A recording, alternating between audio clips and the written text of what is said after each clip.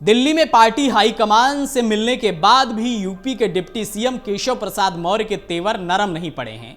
UP में BJP OBC मोर्चा की बैठक में मौर्य ने एक बार फिर इशारों ही इशारों में सीएम योगी आदित्यनाथ पर निशाना साधा है, जिससे उत्तर प्रदेश में सरकार और संगठन के बीच का विवाद अब खुलकर एक बार फिर सामने आ गया है। डिप्टी सीएम केशव प्रसाद मौर्य ने एक बार फिर बीजेपी की ओबीसी कार्य समिति की बैठक में अपनी पुरानी कही बात दोहराई है। केशव प्रसाद मौर्य ने माना कि हम अति आत्मविश्वास की वजह से चुनाव हारे।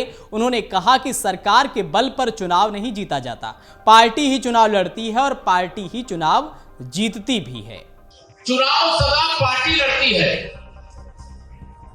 और पार्टी ही जीतती है। 2014 में सरकार थी क्या भाजपा की? बताओ थी क्या? जीते थे कि नहीं जीते?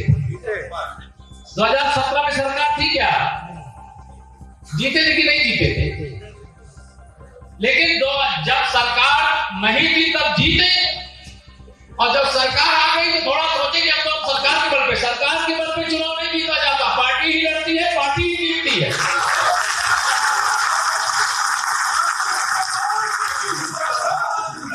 इसलिए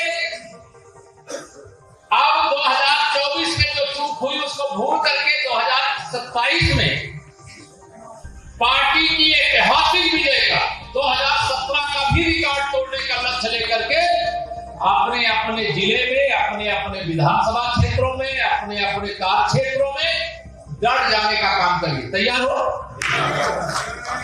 केशव प्रसाद मौर्य फ्रंट फुट पर खुलकर दिखाई दिए। वो अपने बयान पर अडिग रहे। उन्होंने कहा कि यूपी सरकार ठीक चल रही है। संगठन और सरकार को लेकर उनके बयान पर सवाल किए जाने के बाद डिप्टी सीएम ने कहा कि संगठन सदा बड़ा रहेगा।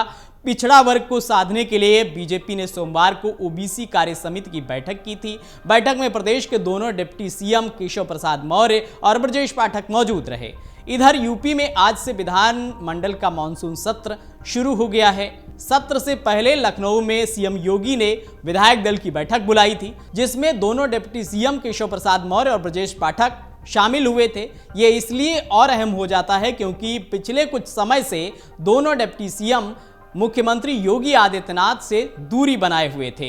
सरकार और संगठन के बीच सब कुछ ठीक नहीं चल रहा है। ये मुद्दा सबसे पहले बीजेपी की कार्य समिति में केशव प्रसाद मौर्य ने उठाया। कार्य समिति में केशव ने कहा कि संगठन सरकार से बड़ा होता है। बाद में केशव मौर्य जेपी नड्डा से मिलने के बाद बाकायदा इसको सोशल मीडिया प्लेटफॉर्म एक्स पर भी लिखा, जिसके बाद से पार्टी में अंदरूनी खींचतान सतह पर आ गई।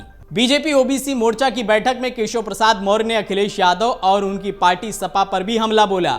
उन्होंने कहा कि अगर मैं समाजवादी पार्टी का नाम नहीं लूंगा तो मुझे लगता है कि मेरी कार्य समिति में कुछ अधूरा रह जाएगा। समाजवादी पार्टी को मैं समाप्तवादी पार्टी कहता हूं।